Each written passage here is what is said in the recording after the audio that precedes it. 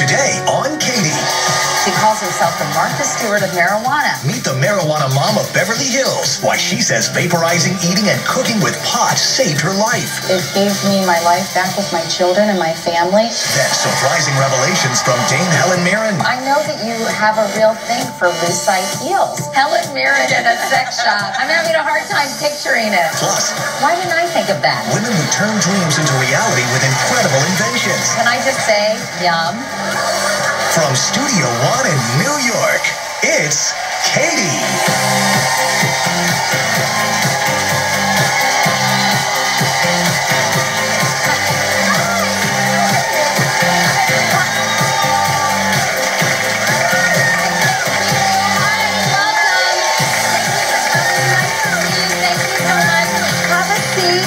Great to see you. We have a really interesting show in store for all of you today. But before we get started, here's a little blast from the past. Take a look.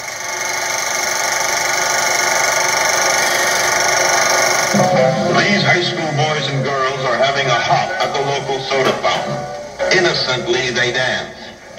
Innocent of a new and deadly menace lurking behind closed doors. Marijuana, the burning weed with its roots in hell. Wow. Times have changed, right? Well, that was a trailer to the 1936 movie Reefer Madness, and we've gone from fighting the evil weed from hell to a place where marijuana is being used legally in many states and is poised to become a booming and legitimate industry. That's our headline story, and we begin with a California mom who's blazing a trail for the new high society. She calls herself the Martha Stewart of Marijuana, and she says that's a good thing. Cannabis, Mary Jane, pot, weed. No matter what you call it, marijuana is becoming mainstream. From Showtime's hit series Weeds, about a suburban California mom who sells marijuana to support her family. Gentlemen, I sell marijuana. To real-life moms making headlines. Hot mom, the suburban soccer mother accused of running a multi-million-dollar marijuana operation. 48% of Americans say they've tried marijuana at some point in their lives. And the old stereotype of stoners is going up in smoke. Cheryl Shuman is proof that the face of those who partake and those who even sell the drug is changing. There are basically two kinds of cannabis, medical grade cannabis, sativas and indicas. She runs the Beverly Hills Cannabis Club, a multi-million-dollar business, and hosts regular parties at her home where she and other moms cook, eat, smoke, and vaporize with marijuana. Having dinner. I like the little marijuana leaf. And as weed grows in the suburbs and beyond, so has public approval. A recent poll found that more than half of Americans think marijuana should be legalized. With 18 states and Washington, D.C. already allowing pot for medicinal use, and Colorado and Washington clearing the way for adult recreational use, the drug that was once taboo may be coming to a store near you. So please welcome Cheryl Shuman and her daughter, Amy. Nice to see you both. Thanks for being here. This is so interesting. You've really, Cheryl, made a cottage industry out of cannabis, but it comes from your own experiences with marijuana. Tell me about when you started using marijuana and why. Sure. I was a corporate woman working in film and television, specializing in PR and product placement. And in 1996, I was going through a really bad divorce and a stressful time. And my psychiatrist had prescribed Prozac and Xanax and a number of pharmaceuticals. And then one day he looked at me and nothing else was working. And he looked at me and he said, Prop 215 just passed. It's legal.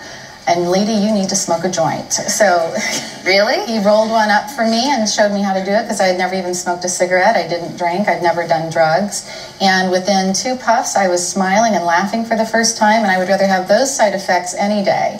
Then fast forward to 2006, I was diagnosed with ovarian cancer, and I used cannabis as a last resort, and it saved my life. And in fact, I don't smoke cannabis. I vaporize cannabis. It's a healthier alternative. So you're a true believer. I mean, we don't want to give people false hope that marijuana can cure their cancer, but you feel it had an instrumental role in your recovery.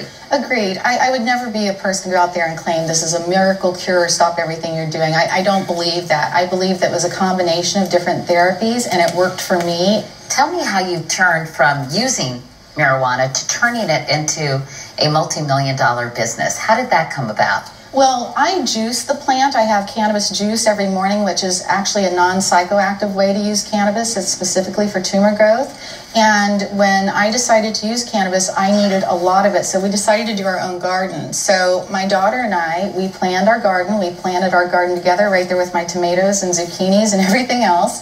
And so we formed a legal collective because we wanted to do everything legal. And then with the extra that we had, when people found out that I was back in town from the entertainment industry, I started getting calls from all of my friends who are producers, actors, and so forth. And they said, oh my God, we heard you have cancer, but we also heard you have a marijuana garden. We want to be a part of it.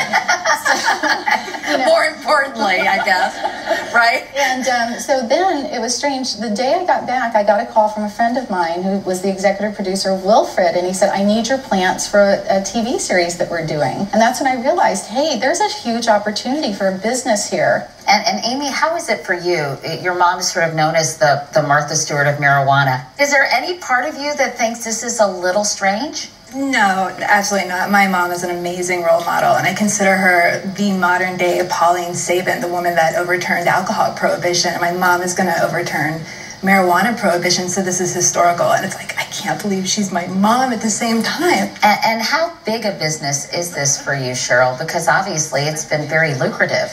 Well, nationally, they estimate that cannabis will be a legal $47 billion industry by 2016. And for me personally, I make $500 an hour as an expert, but also we just raised $10 million to take the concept of the Beverly Hills Cannabis Club worldwide. Tell me, very excited. What is exactly the Beverly Hills Cannabis Club? I mean, who are the members? What do you guys do? Obviously, I'm assuming you get together and enjoy marijuana. Yeah? Yes, we love marijuana. No, what happened, and we wanted to make sure that we had a legal garden. So when I had my legal garden, I give parties and I give my cannabis free to my friends, just like you do your tomatoes. But they are not using it for medicinal purposes, are they? In California, it's all medicinal. So these are only people who actually have doctors prescribing marijuana for their maladies, right? Exactly. So these aren't just people who want to come over and get stoned with you. No. We have a mom here, actually, Cheryl, who is an advocate. Georgia Edson is from Denver, Colorado, and the mother of an 8-year-old boy.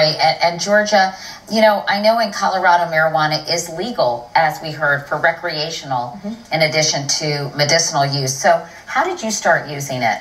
I started using medical marijuana because I'm a runner, and I was diagnosed with horrific bursitis. And my physician said, you're going to be taking high doses of ibuprofen and getting cortisone shots in your hip for as long as you continue to run, and stopping running wasn't an option. And the idea of potentially wearing out the joints because of cortisone shots and continuing to take large doses of ibuprofen wasn't really a good health option for me. And the idea of using a topical infused with cannabis was suggested to me. And I thought, gosh, I'd never even heard of such a thing. And it's literally a lotion or a cream, and you apply it to the infected area. And cannabis is a natural anti-inflammatory. And within 3 months of using only the cannabis-infused topical, I was able to run a half marathon. Well, I know that you believe that marijuana, as you've told us here today, has healing powers, but are you right? And what are the potential dangers of using marijuana? Dr. Sanjay Gupta is here. He'll answer those questions right after this.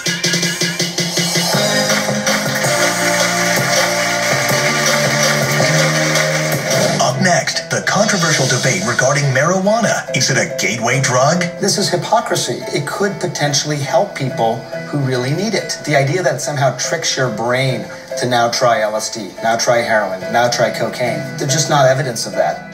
That's next.